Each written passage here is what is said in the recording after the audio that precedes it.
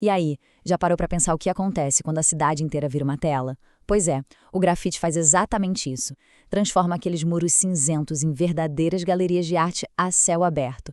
E é sobre essa expressão, que colore nosso dia a dia e dá voz às ruas, que a gente vai mergulhar agora. Fica aí uma boa pergunta, né? Pensa bem. Que mensagens, cores, desenhos cobrem as paredes por onde a gente passa todo dia? Cada um deles pode sim contar uma história, pode expressar uma ideia e muitas vezes serve para dar voz a quem não costuma ser ouvido. Olha só esse exemplo aqui, do artista Crânio. Um muro que antes, sei lá, passaria totalmente despercebido, agora vira um ponto de cor, de reflexão. É a criatividade pura transformando a paisagem da cidade de um jeito que a gente nem esperava. E a escala pode ser, assim, monumental. Esse mural de Eduardo Cobra, no Rio de Janeiro, não está ali só para decorar, não. Ele redefine um espaço público inteirinho. É a prova de que a arte de rua tem um poder imenso de impactar uma comunidade inteira. Ou a arte de rua pode levar a gente para outros mundos, mundos de fantasia, como nesse trabalho lindo da Nina Pandolfo. Então, todas essas obras que a gente viu são o que chamamos de grafite. E a história por trás delas, olha, é muito mais antiga e fascinante do que a maioria das pessoas imagina. Para entender o grafite de hoje, a gente precisa dar uma olhadinha no passado. Porque essa necessidade que o ser humano tem de se expressar em paredes, definitivamente não é uma invenção moderna. Na verdade, as raízes disso são tão antigas quanto a própria civilização.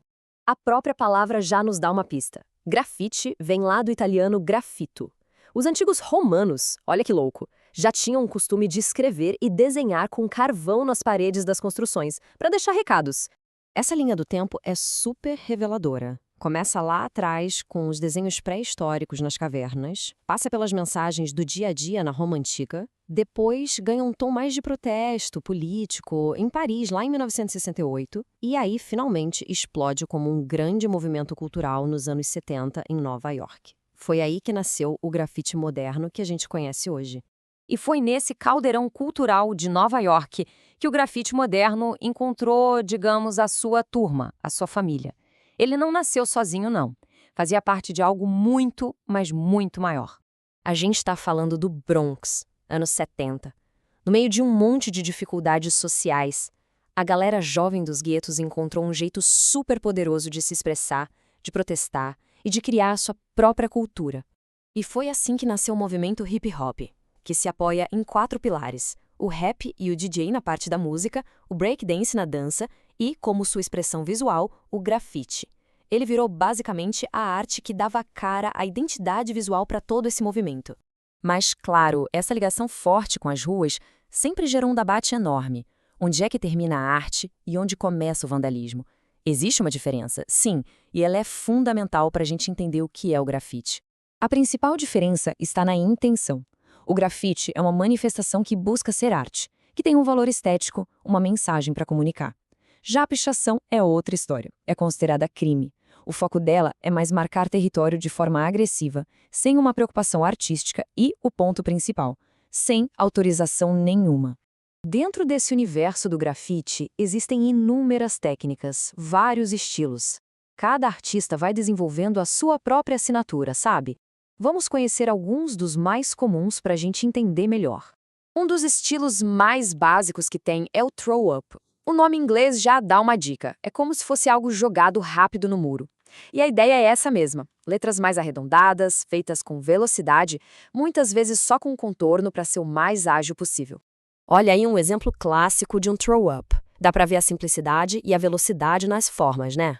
É um estilo que nasceu da necessidade de deixar sua marca rapidinho, uma assinatura bem característica da cultura de rua. Outra técnica super popular é o stencil.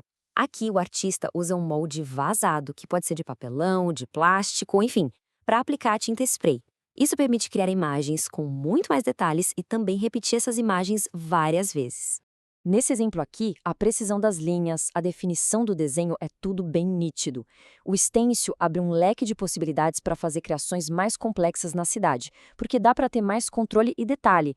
Agora, vamos ver como alguns artistas pegaram essa arte dos muros das cidades e levaram para as galerias mais famosas do mundo, provando de uma vez por todas o seu valor e a sua força.